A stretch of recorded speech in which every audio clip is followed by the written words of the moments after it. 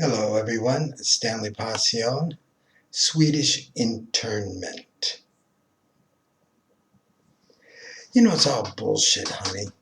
This talk of visionary moment and prophetic feat, no more than a ploy, another way of me getting into your pants. Yet loving you, no quick turn of verse. I consider it a serious task and put in a dedicated effort. At prognostication, I am gifted. I have always been able to see around corners. On our first night, the first night we had slept together, you may recall, I told you that I saw our future. I knew what was going to happen with us. Allow me this declaration. Once you actually experience, live an event which I prefigured, you recognize about it uncanny familiarity. Déjà vu. You feel the situation as if it were previously known, or may have been already played. The notion strikes you that you have been here once before. That current moment eerily reflects prior encounter. The power strikes deep. It causes tremble and bestows pleasant excitement. It makes life expectant. With me, you will learn to swoon and shudder. You will know warm and be hot all over, yet others freeze in midwinter. I told you that your grandfather has spoken to me. His voice emerged from a dream. Though the setting was familiar, my own bedroom, the light came from afar, suffusing the space and me within it. I dwelled in delicious, excellent hues of yellow and blue.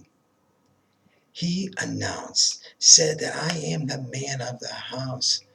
He then assured me, he spoke with unmistakable clarity, that happiness the product of our life together. I have another secret I want to share with you. I envisioned major experience, not unlike Leda's when she learned it was a god who had entered her. You should know that from you will issue, yes, marvelous to relate, being supreme, a mortal whose life and renown belongs to that golden regal realm where Homer rules king. I slip, revealing more than I intend. I knew it.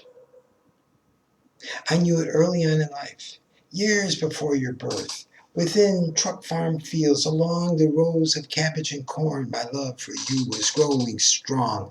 I had sight then, ears to catch the sounds, and nose to whiff out the dreams conferred on me, oracular from on high. I stepped out from the Hitchpost diner. I saw you. It was you. On the packed mud bridle path just ahead by a yard or two, you were down the trail. Your form preceded me, walking apace. This last August 11th, before we had begun to date, between the bed sheets wet from too much sweat, your heat wakened me. I knew the smell of you from the threads of woven cotton. They were your odors bursting up my nostrils, while I, in my bed that lonely summer's night, I had instantly recognized those fragrances. Once I slept with you, once your presence entered my pores.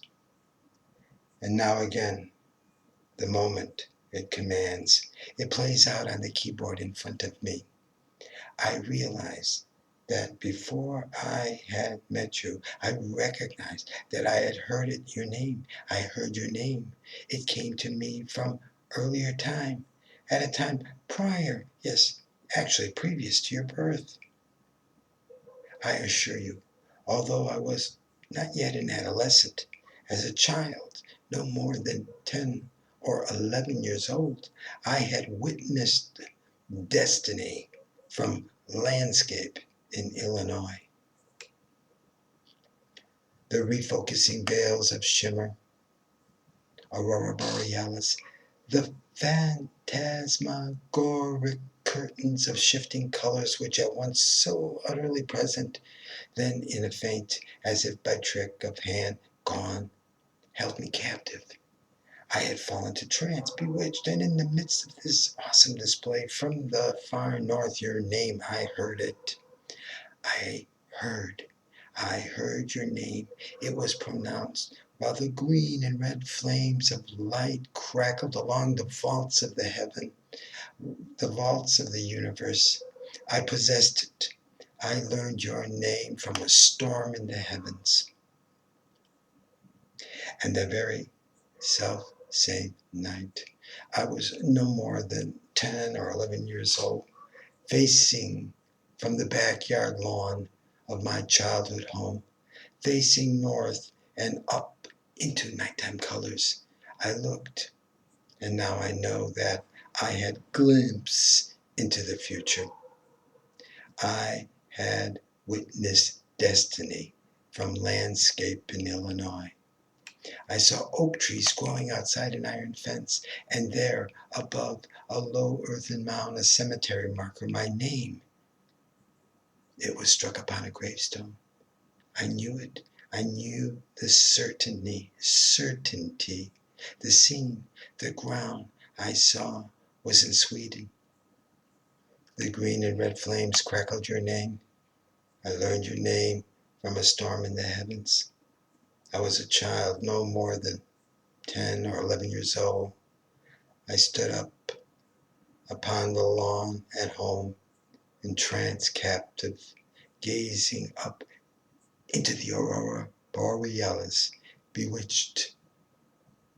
I ascertained a Swedish internment.